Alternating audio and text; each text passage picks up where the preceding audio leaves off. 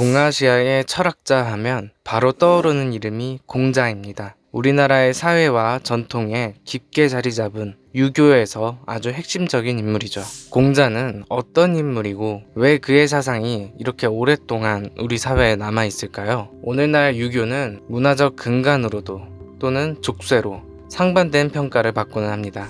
우선 공자가 2500년 전 인물이기에 시대적으로 가지는 한계가 있고 긴 시간 많은 내용이 변화했다는 점을 인지해야 하는데요. 공자는 혼란과 무질서가 극에 달했던 춘추 시대에 활동했습니다. 주나라의 봉건 질서가 무너지고 제후국들이 서로 권력을 다투던 시기였죠. 이런 혼란 속에서 공자는 사회를 바로잡고 인간 본연의 도리를 회복하고자 했습니다. 그래서 그의 사상은 이론에 국한된 것이 아니라 무너진 질서를 다시 세우기 위한 실천적인 철학이었죠. 공자 사상의 핵심 덕목은 인과 예입니다. 그 중에서 인은 공자 사상의 핵심 중의 핵심이죠. 인은 단순히 보면 사랑이지만 자세히 보면 사랑을 넘어서 사람과 사람 사이의 관계에서 발현되는 가장 높은 도덕적 가치를 의미합니다. 한자 인은 사람 인과 두 이가 결합된 형태로 두 사람의 관계를 뜻합니다. 이것은 인이 홀로 완성되는 것이 아니라 타인과의 관계 속에서 실현되는 덕목임을 보여주는데요. 공자는 인을 실천하는 구체적인 방법으로 충과 서를 제시했습니다. 먼저 충은 진실한 마음을 다하는 것이고 그 다음 서는 내가 싫어하는 것을 남에게 강요하지 않는다는 역지사지의 태도입니다. 나아가서 남의 마음을 내 마음처럼 헤아려 생각하는 마음을 뜻하기도 합니다. 이 두 가지는 개인의 이기심을 극복하게 해주는데요. 충과 서를 통해 자신의 사적인 욕심을 누르고 예에 맞는 행동으로 돌아가면 인을 실천할 수 있다고 보았죠. 그것을 극기복례위인이라고 합니다. 그래서 인은 개인의 내면을 완성하는 근본적인 덕목입니다. 이렇게 인이 내면의 도덕적 가치라면 예는 그 가치를 밖으로 표현하는 구체적인 행동 양식입니다. 공자는 예가 무너진 사회의 질서를 바로잡고 혼란을 막는 가장 중요한 도구라고 보았습니다. 예는 단순히 형식적인 절차가 아니라 사람들이 마땅히 지켜야 할 도리를 담고 있습니다. 예는 모든 관계에서 올바른 행동을 규정합니다. 가족 간의 예의, 군신 간의 예의, 친구 간의 예의 등이 모두 여기 포함됩니다. 공자는 예를 통해 개인의 행동을 규율하고 사회 전체의 조화를 유지할 수 있다고 믿었습니다. 중요한 건 예가 그저 형식이 아닌 인이라는 마음이 밖으로 표출되는 형태라는 점이죠. 때문에 내면의 덕목을 사회로 확장하는 예는 사회를 올바른 방향으로 이끄는 실천적인 힘입니다. 공자가 활동했던 혼란스러운 춘추시대의 문제는 이름과 실제가 불일치한다는 데 있었습니다. 제후들은 왕처럼 행세하고 신하들은 임금의 권위를 넘보는 상황이었죠.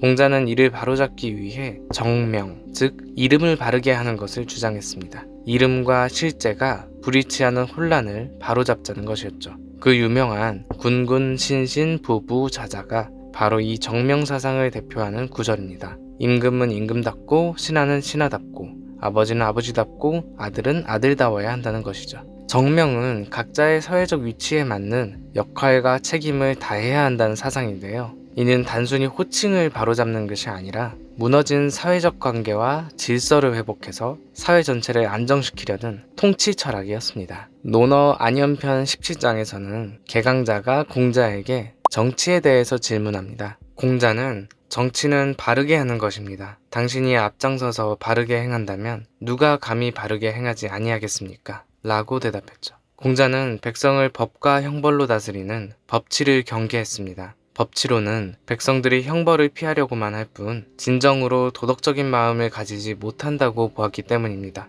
그 대신 덕치주의를 주장했는데요. 덕치주의는 통치자가 먼저 높은 도덕성을 갖추고 솔선수범하면 백성들이 그 덕에 감화되어 자연스럽게 올바른 행동을 하게 된다는 사상입니다. 백성은 덕을 갖춘 통치자를 따르게 되고 자발적으로 도덕적인 사회를 만들어 간다는 것이죠. 덕은 단순한 통치 기술이 아니라 통치자와 백성이 모두 함께 성장하는 근본적인 힘이라고 보았습니다. 이러한 공자 사상의 궁극적인 목표는 군자를 양성하고 군자들이 사는 이상적인 사회를 만드는 것이었습니다. 군자란 인과 예를 갖추고 덕을 실천하며 자신의 역할에 충실한 완성된 인간성을 뜻합니다. 공자는 군자가 되기 위해 끊임없이 배우고 자신의 잘못을 반성하며 다른 사람을 배려하는 삶을 살아야 한다고 가르쳤습니다. 군자가 많아질수록 사회는 자연스럽게 평화롭고 조화로운 모습으로 변화할 것이라고 믿었습니다. 공자 사상은 개인의 수양을 통해 사회 전체의 변화를 이끌어내는 거대한 철학 체계였죠.